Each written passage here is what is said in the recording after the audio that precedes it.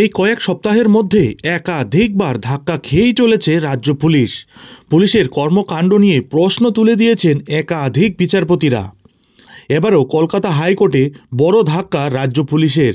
আরজিকর হাসপাতালে তরুণী চিকিৎসকের ধর্ষণ ও খুনের কাণ্ডে গ্রেপ্তার হয়েছেন কলকাতা পুলিশের সিভিক ভলান্টিয়ার সঞ্জয় রায়। তারপর থেকেই সারা রাজ্য উত্তাল। সুপ্রিম কোর্টেও রাজ্যের এই সিভিকদের নিয়ে চরম প্রশ্ন উঠে গিয়েছে। আর এদিকে কলকাতা হাইকোর্টে বারে বারে ধাক্কা খেয়েই চলেছে রাজ্য পুলিশ। এবারও মুখ পুরল রাজ্য পুলিশের। চরম অস্বস্তিতে খোদ পুলিশ মন্ত্রী মমতা বন্দ্যোপাধ্যায়। আর এবারও কলকাতা হাইকোর্টের বিচারপতি তীর্থঙ্কর ঘোষ রাজ্য পুলিশের ভূমিকায় রেগে একেবারে আগুন। এদিন পুলিশের নিষ্ক্রিয়তার একটি মামলার শুনানি চলাকালীন শুক্রবার হুগলির পরশুরা থানার তদন্তকারী আধিকারিকের রিপোর্ট দেখে বিরক্তি প্রকাশ করলেন কলকাতা হাইকোর্টের বিচারপতি। ক্ষুব্ধ বিচারপতি ওই রিপোর্ট হুগলি গ্রামীণের পুলিশ সুপারকে বিবেচনা করার নির্দেশ দেন। কলকাতা হাইকোর্টের বিচারপতি তীর্থঙ্কর ঘোষের পর্যবেক্ষণ, এত উদ্ধত পুলিশকে এখনই তার পদ থেকে সরিয়ে দেওয়া উচিত। কিভাবে আদালতের রিপোর্ট পেশ করতে হয় সেই জ্ঞানও নেই ওসির। সরকারের মুখপাত্র পুলিশ, আর তাদের এহেন দাম্ভিক আচরণ ও ভূমিকায় কালিমালিপ্ত হচ্ছে সরকার। পরশুরা থানা এলাকায় জমি সংক্রান্ত বিবাদের জেরে আদালতের দ্বারস্থ হন মামলার আবেদনকারীরা। তাদের আইনজীবী পঞ্চানন হাজরা অভিযোগ করেন, তার মক্কেলদের নিজেদের জমিতে চাষবাস করতে বাধা দিচ্ছে বিবাদী পক্ষ। নিম্ন আদালতের নির্দেশ থাকা সত্ত্বেও তা মানছে না পরশুরা থানার পুলিশ। বারবার অভিযোগ করলেও কোনো সহযোগিতা মিলছে না পুলিশের পক্ষ থেকে। রাজ্যের আইনজীবী পুলিশের রিপোর্ট জমা দেন আদালতে। আর সেই রিপোর্ট দেখেই মারাত্মকভাবে ক্ষুব্ধ হন বিচারপতি।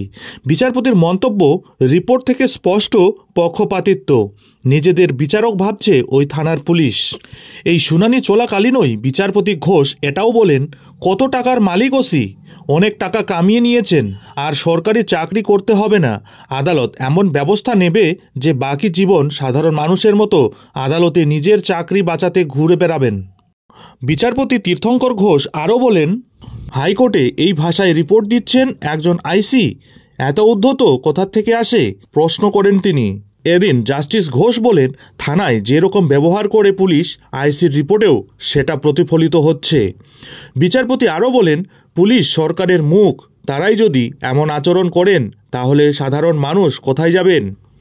এরকম অফিসারদের প্রাইম পোস্টিং দেওয়া উচিত নয়, এখনই সরিয়ে দেওয়া উচিত। এরপরই হুগলি জেলার এসপিকে ওই পুলিশ আধিকারিকের পেশ করা রিপোর্টের ভাষা ও আধিকারিকদের মানসিকতা বিবেচনা করার নির্দেশ দেন বিচারপতি তীর্থঙ্কর ঘোষ। আগামী 8ই জানুয়ারি ফের ওই মামলার শুনানি রয়েছে কলকাতা হাইকোর্টে। সেদিন পুলিশ সুপারকে এই বিষয়ক রিপোর্ট পেশ করার নির্দেশ দিয়েছেন কলকাতা হাইকোর্ট। এর আগেও কলকাতা হাইকোর্টে একাধিকবার মুখ পুড়েছে রাজ্য পুলিশের।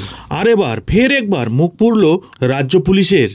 এখন দেখার বিষয় হলো, পরবর্তী শুনানির আগে হুগলির পুলিশ সুপার এ ব্যাপারে কী পদক্ষেপ গ্রহণ করেন এবং এই বিষয়ে তিনি কি রিপোর্ট পেশ করেন কলকাতা হাইকোর্টে। কলকাতা হাইকোর্টে বারবার ধাক্কা খাওয়ার পর পুলিশ মন্ত্রী মমতা বন্দ্যোপাধ্যায়ই বা এই ব্যাপারে পরবর্তী কি পদক্ষেপ নিতে চলেছেন সেটাই হচ্ছে এখন দেখার। সম্পূর্ণ বিষয়টির উপর নজর থাকবে আমাদের। যাই হোক, এখন এখানেই শেষ করছি। এই ধরনের পরবর্তী গুরুত্বপূর্ণ আপডেটগুলি ঠিক সময় মতো পেতে অবশ্যই চ্যানেলে চোখ রাখুন।